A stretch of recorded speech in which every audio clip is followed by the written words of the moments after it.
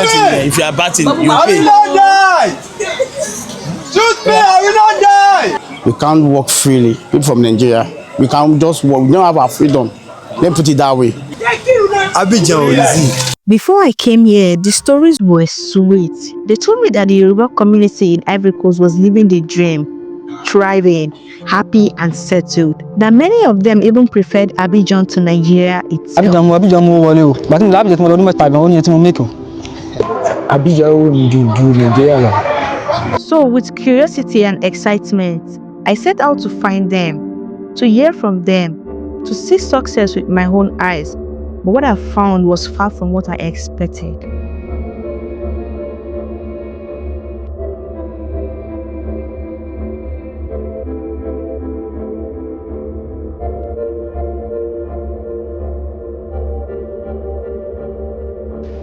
At first glance, everything looked like the stories.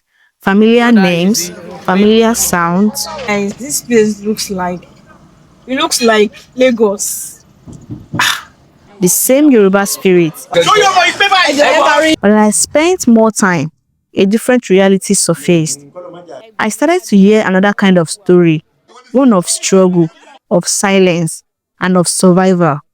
Under ECOWAS, West Africans are allowed to move freely within the region. Yes, Nigeria can come into Ivory Coast without a visa, but once you are here, that's where the freedom ends.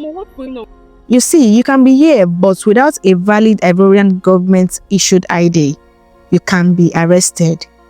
I'm not talking about a Nigerian passport or national ID. No, the law here demands you carry local documentation or risk being detained, especially during the street patrols. No ID, you risk being picked up, especially during raids. Many Nigerians live in fear of the police.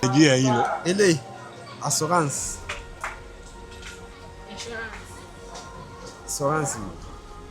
That's 1,000 every month. You are embassy in Nigeria, you know. It doesn't go. Wallahi. Elle est bien piste, elle est bien sim là. Sim card là, elle est là. Quand toi les nous, quand toi les nous les baller. I had to say declaration. Elle me dit oui, résidence 6 months. 2,000, 2,500. Il est avec 15 000. Tu vas 15,000 CFA. Tu vas avec tes gars. Oh non, il est one c'est new one. New one is mon son. New one mon son. 15,000. Oui. Et ouais oui, tu vois value il le lâcher 7,5. Government Côte d'Ivoire c'est fou. Il doit avoir value que grand. Vous le doit moins du coup, tu vois oui. Embassy aussi oui tu le for 15,000. Now, no papers means no job. Employers won't hire you. Even those who can speak French face discrimination. Papa l'embassy. Les embassy peuvent faire chiffon. Et d'autres nous a signé ça. Homme lui de le voir là c'est fait. C'est pas d'embassy va être de l'autre. Et pas qu'on fait. C'est pas fait mon. Va dire Wednesday. Elle l'a fait embassy. Like stadium one. Elle l'a fait embassy. Et là on y est travail. Moi tu le prends. You what the first one my to my language you talk about they won't find someone that understand your own language. What happens next? You can't walk, you can't pay rent, you end up on the streets.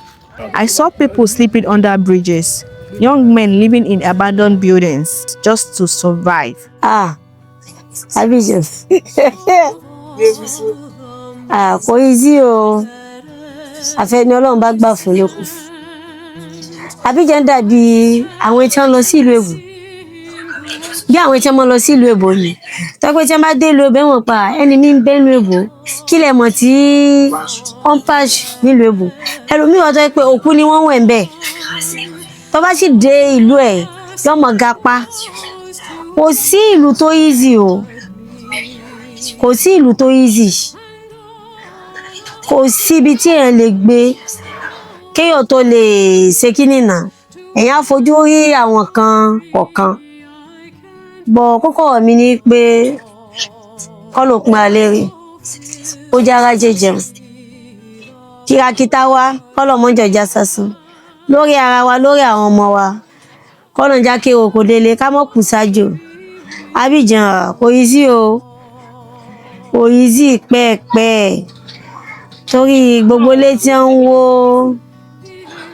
ọ̀nà tí ò fi yí sí pọ̀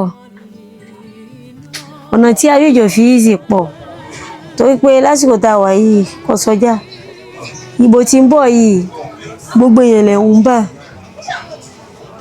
gbogbo èèyàn lẹ̀ ń bà àdúrà tí gbogbo ọkàn mọ̀ gbà ní pé kọ́lọ́ọ̀bà mi Elédùmarè kọjọ́ já síbi tó dáa torí kìí ṣe gbogbo èèyàn náà ni ó fi sọ pé mo ń lọ lù mí ẹ ti rí báwọn kìí ṣe gbogbo èèyàn ni ó fi sọ pé mo ń lọ lù mí táwọn kan bá lọ àwọn kan náà ni ó dò. ìyá lásọ ilé ìfẹ́rù sí báyìí. sọ ti eyín dán kọ́lọ́ọ̀bà mi kọ́ mọ̀ jò lè Abidjan àsùn o iṣẹ́ là ń ṣe àsùn l'Abidjan. so kí lè advice àwọn tó ń bọ̀ lẹ́yìn pé àwọn náà ń bọ̀ nínú advice wọn lè fún mi. àbáyé tí mo fún wọn ni pé kò ẹ mọ̀ pé intajet là ń wá mo ti kọ́kọ́ sọ síwájú kọ́lọ́ mẹ́jẹ̀ pàǹdé tí ó jẹ wá àwọn tí ń bọ̀ náà wọ́n lè wà ṣé bí iṣẹ́ ni kálukú wá ṣe tìmọ́ tí mo kàn mọ̀ pé ìlú àánú ni kódà kẹ́ ẹ wo ẹ̀pà lérí kálukú ọ̀tà tiẹ̀ o. àwọn challenges tá à ń fèsì ní láàrin ni wípé o ò lè ṣe bí ọmọ onílùú níbi bí azin báwa ṣe jẹ́ Nàìjíríà ẹ mọ̀ Nàìjíríà táwa ti wá gbogbo èèyàn àtọ́nílé àtàlejò ní Nàìjíríà ni wọ́n ń ṣe bó ṣe wù wọ́n bọ̀ níbi bíi tó o bá ti ṣe ọmọ bí o ò lè ṣe bó ṣe wù ẹ́ o. lóde tán ṣe bẹ́ẹ̀. challenges kan tá a ní bó fi wọ́n ṣe wà nìyẹn o lè ṣe bó ṣe wù ẹ́ tó o bá ti jọmọ bí. àtẹ bá fẹ́ ṣiṣẹ́ wọn ìlú yìí tó bá ti lówó ẹ̀. a ní even gan kó o jẹ́ pé student yẹn tó wá láti ilé tó ti parí tó ní certificate tẹ̀ lọ́wọ́ o lè ṣiṣẹ́ lù tó o lè fi ṣiṣẹ́ iṣẹ́ ìjọba o lè fi ṣiṣẹ́ lù torí pé òun sọ bí torí táwọn gan mọ sọ pé iṣẹ́ ò tí ì tó àwọn ọmọ onílù àwọn ò lè fún ọmọ àwọn sílẹ̀ káwọn wá mú ọmọ tó wá láti other country káwọn fi síbi sí ẹ̀yọ́ bọ̀ tó o bá lówó tó lè fi ṣe business fún ẹ kò sí ìyọnu tó bá lówó tó lè fi establish ara rẹ kò sí ìyọnu tó bá fẹ́ dá company sílẹ̀ bí wà tó sábẹ́ ìjọba àwọn kò sí ìyọnu bọ̀ yí pé mo wá ní certificate mo wá láti ìlú mi tó jọmọ ìlú yìí ayé rẹ ò yọ bí o tó yọ so challenges sí àwa tá a jọmọ Nàìjíríà tá a ní bíbí nìyẹn so bọ̀ téèyàn bá ti dúró sórí ọwọ́ ẹ̀ tí ò kọjá òfin wọn ìlú àlàáfíà ni kò sí ìyọnu. But in the middle of this hardship, I met a light, a young Yoruba man, Nigerian like me, known simply as the refugee.